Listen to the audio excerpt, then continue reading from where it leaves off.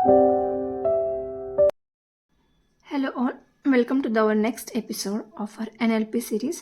Next lecture हमारा parts integration पे है, यानी हमारा इनर कॉन्फ्लिक्ट कैसे सॉल्व करते हैं इसके ऊपर ये पार्ट्स इंटीग्रेशन हमें बताता है। यानी हमारा जो कुछ भी कॉन्फ्लिक्ट है, हमारे जो कुछ भी प्रॉब्लम है, उसको हमें पार्ट्स में डिवाइड करना है और हर एक पार्ट को हमें पॉजिटिव इंटेंशन के साथ ही देखना है। मतलब उसमें से कोई भी पार्ट हमें निगेटिव तरीके से नहीं देखना। यानी हमें हमारा जो कुछ भी कॉन्फ्लिक्ट है उसको एक पार्ट्स में उसे हम डिवाइड करेंगे और उस हर एक पार्ट्स को हम पॉजिटिवली देखेंगे और हर एक पार्ट का अपना एक बिहेवियर होता है जिसका एक पॉजिटिव इंटेंशन हम देखेंगे। जैसे कि फॉर एग्जांपल हमें हमारा वेट लॉस करना है, तो जैसे कि वेट लॉस करना है तो हमारा इनर कॉन्फ्लिक्ट क्या करता है, हमें स्वीट्स खाने होते हैं, हमें बाहर का खाना होता है, उसके साथ वो उसका एक कॉन्फ्लिक्ट हमारे अंदर अपने आप आता है। जैसे कि हमें कुछ स्टडी करना है, हमें कुछ अचीव करना है, तो उसके साथ उसका निगेटिव भी अपने आप जोड़ता है। जैसे कि अगर हमें स्टडी करनी है तो उस वक्त हमें सोना भी होता है, हमें रेस्ट करना होता है, बाहर जाना होता है। इस तरीके से हर एक चीज़ के लिए उसका एक पार्ट्स उसके साथ अपने आप जोड़ा जाता है। लेकिन जो दूसरा पार्ट होता है हम बहुत बार उसको निगेटिवली देखते हैं। जैसे कि अगर वेट लॉस करना हो तो हम देखेंगे कि मुझे स्वीट नहीं खाना, तो वो उसको हम निगेटिव इंटेंशंस के जैसे देखते हैं। हमें स्वीट नहीं खाना, बाहर का नहीं खाना, तला हुआ नहीं खाना, और उस तरीके से हम उसको ही जज करते हैं और कहीं ना कहीं हमारे माइंड में भी उसका एक निगेटिव इम्पैक्ट पड़ता है और जो हम अचीव करना चाहते हैं वो भी हम अचीव नहीं कर पाते।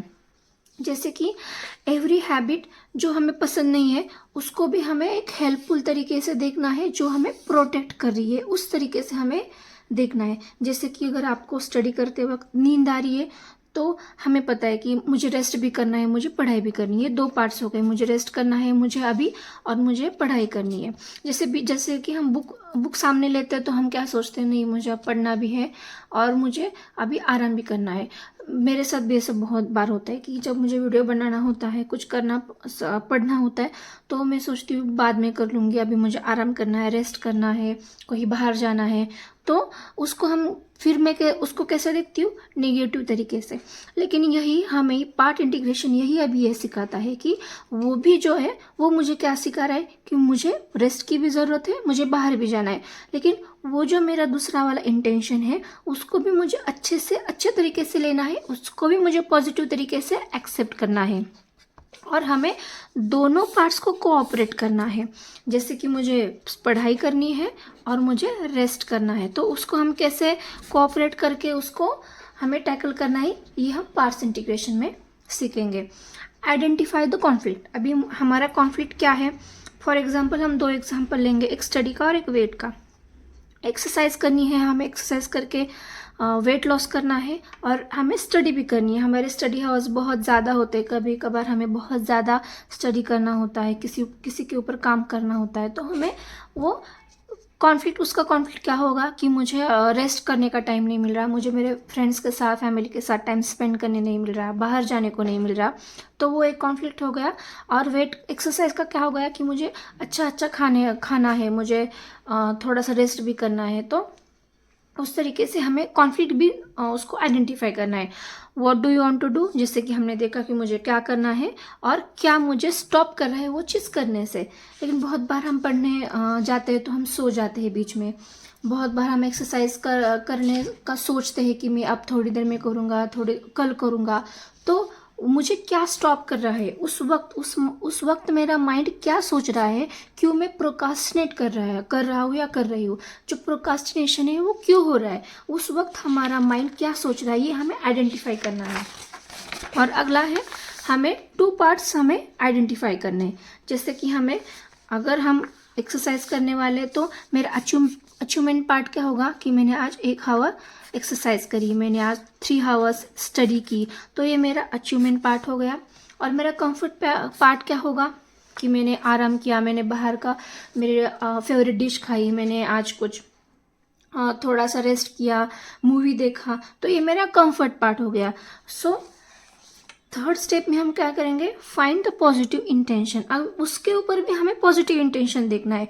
जो हमें निगेटिव तरीके से हम उसको देखते हैं कि शायद ये चीज़ करने से मुझे उसका निगेटिव इम्पैक्ट पड़ेगा, जैसे कि बाहर जाने से, अच्छा खाने से मेरे वेट पे मेरे कैलोरीज बढ़ेंगी, वैसा हम इंटेंशन डालते हैं तो हमें वो निगेटिव लगता है। और वैसे ही स्टडी के वक्त हम क्या इंटेंशन डालते हैं कि अभी मैं रेस्ट करता हूँ, अभी मेरा मन नहीं कर रहा, तो उसको भी हम निगेटिव इंटेंशंस की तरह देख रहे हैं। हमारा मन नहीं है, मतलब हमारा माइंड अभी वो करना नहीं चाहता। इसी इसके ऊपर हम क्या कर देखेंगे, जो कुछ भी हमारा what positive outcome are you trying to achieve, हमें पॉजिटिव आउटकम एक्चुअली क्या चाहिए वही हमें आइडेंटिफाई करना है।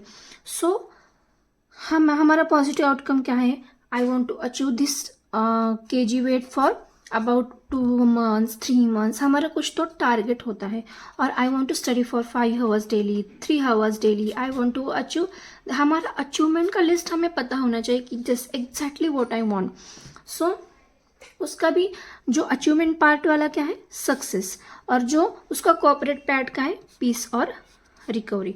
मतलब यहाँ पे क्या बताने जा रहे हो, जैसे कि मैंने स्टडी करना है, मुझे 5 hours स्टडी करना है, तो मेरा सक्सेस पार्ट क्या होगा कि मेरा पोर्शन कंप्लीट हो जाएगा, मेरा एग्जाम्स के लिए वो सक्सेसफुल मुझे बन जाएगा। लेकिन उसका अगर मैंने रेस्ट भी किया बीच में, बहुत बार हम खुद में गिल्ट लाते हैं, गिल्ट जो आता है ना, तो वो हम निगेटिव माइंडसेट हमारा बना देता है। इसलिए हमें गिल्ट नहीं लाना। अगर बीच में भी हमने आधा घंटा रेस्ट किया, थोड़ी देर फ्रेंड्स के बात की, बाहर गए, तो उससे हमें क्या मिल रहा है, पीस मिल रहा है और रिकवरी मिल रही है। वो जो भी हम थक जाते हैं उससे हम रिकवर हो रहे हैं, हमें पीस मिल रहा है। इसी तरीके यही इंटेंशंस के साथ हमें हर चीज़ को देखनी है। ये क्या होता है, ये हमारे ब्रेन की वायरिंग होती है। जैसे कि एनएलपी हमें यही सिखाता है कि हर एक चीज़ को हमें पॉजिटिव तरीके से जैसे जैसे हम लेंगे, उसी तरह हमारी ब्रेन की वायरिंग वैसी होगी और वैसे ही हमारे जो हमारा एनवायरनमेंट है वैसा ही बनता जाएगा। यही मैनिफेस्टेशन वाले लोग ही हमें यही सिखाते रहते हैं कि पॉजिटिव तरीके से देखो, पॉजिटिवली लो, उसी तरह हमारे ब्रेन की वायरिंग होगी।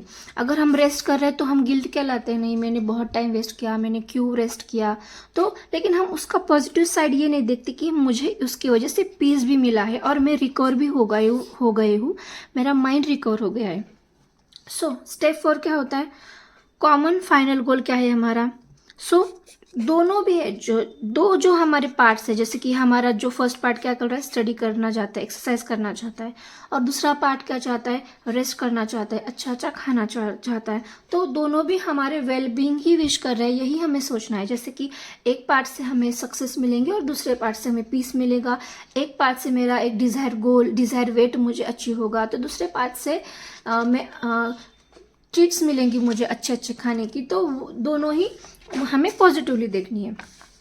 और हमें लास्ट स्टेप क्या है, इसके लिए हमें नए सॉल्यूशंस खुद के लिए खुद से ढूंढने हैं। मतलब मैं क्या क्रिएटिव कर सकता हूँ इसके लिए। इसलिए जैसे कि स्टडी करते वक्त हम क्या सॉल्यूशन ला सकते हैं कि हमारा जो निगेटिव इम्पैक्ट है, जैसे कि हम बहुत ज़्यादा प्रोकास्टिनेट करते हैं स्टडी के लिए, बहुत ज़्यादा सपोज हम रेस्ट करेंगे, बहुत ज़्यादा सोएंगे, टाइम पास करेंगे, तो उसके निगेटिव अपने आप हमें निगेटिव भी उसका साइड दिखने लगेगा। तो इसलिए हम जैसे कि खुद को ट्रीट्स देना, सपोज ये 3 hours पढ़ाई करने के बाद या 2 hours स्टडी करने के बाद मैं खुद को ये ट्रीट दूंगा, मैं यहाँ पे बाहर घूमने जाऊंगा, फिर मैं फ्रेंड्स के साथ मिलूंगा। हमें हमारे खुद के लिए टारगेट डिसाइड करना है और यही टारगेट के बाद हमें वो दूसरी वाली जो हमारी डिज़ायर है, जो चीज़ है, वो हमें करनी है। जैसे कि रेस्ट करना हो, बाहर जाना हो, कुछ अच्छा खाना हो, और उसी तरीके से हमें खुद को प्रोग्राम करना है। एक्सरसाइज करते वक्त भी हम देखते हैं कि बहुत बार लोग लास्ट जो संडे होता है उसको चीट डे कहते हैं। तो पूरा एक वीक हमें अच्छे से एक पूरे एनर्जी के साथ, पूरे एक विल पावर के साथ गुजारने के बाद हम लास्ट 7th डे को हम कुछ हमारे मनपसंद का भी खाते हैं। तो इसी तरीके से, और वही वो जो डिज़ायर गोल होता है हमें पुश करता है पूरा एक वीक, पूरा एक स्टडी के लिए, कुछ भी हमारा कुछ भी काम हो उसके लिए हमें वो एक विल पावर मिलती है। पार्ट्स ऑफ इंटीग्रेशन का मुझे भी बहुत यूज़ होता है।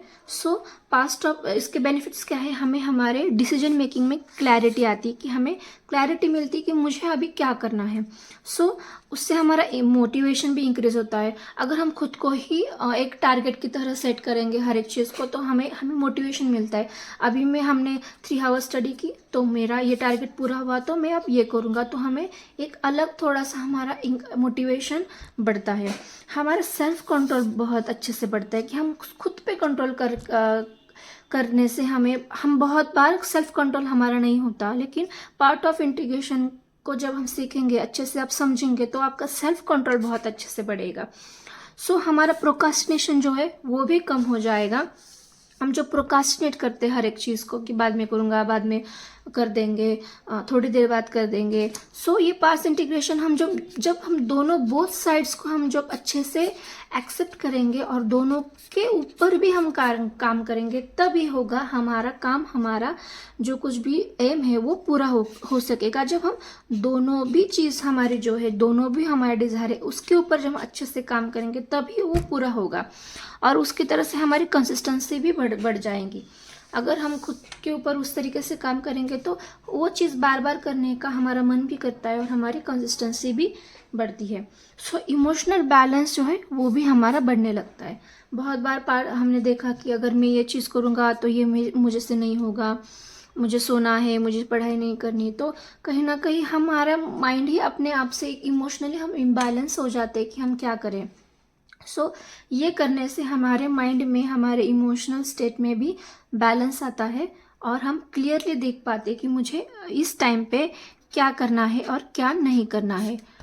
सो पार्ट्स इंटीग्रेशन एक बहुत इंपॉर्टेंट चैप्टर है, और हमारे अब सिर्फ 2 या 3 चैप्टर रह गए। सो नेक्स्ट आपको कौन सा बुक चाहिए, या कौन सा एक नया टॉपिक लेना है, आप मुझे सजेस्ट कर सकते हैं। So thank you.